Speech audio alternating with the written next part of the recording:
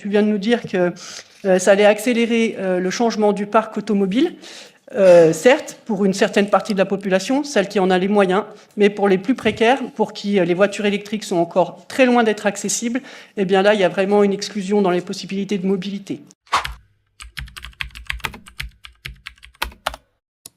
Merci, bonsoir. Juste une explication de vote. Je vais m'abstenir sur cette délibération. Je suis tout à fait favorable à toutes les actions qu'on peut mener pour l'amélioration de la qualité de l'air sur notre territoire, mais je ne suis pas convaincue par le dispositif. Donc j'attends vraiment le retour de cette concertation pour voir comment elle est reçue par le public.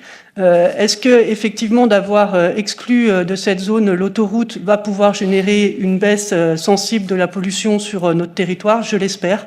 Donc pour ne pas empêcher la mise en place de cette ZFE, mais quand même alerter, et puis alerter aussi, tu viens de nous dire que ça allait accélérer le changement du parc automobile, certes, pour une certaine partie de la population, celle qui en a les moyens, mais pour les plus précaires, pour qui les voitures électriques sont encore très loin d'être accessibles, eh bien là, il y a vraiment une exclusion dans les possibilités de mobilité. Grâce à l'évolution des technologies, nous avons aussi la chance d'être sur un territoire qui a du pouvoir d'achat, contrairement à d'autres collègues, puisque je participais au comité ministériel de la ZFE mise en place par le ministre.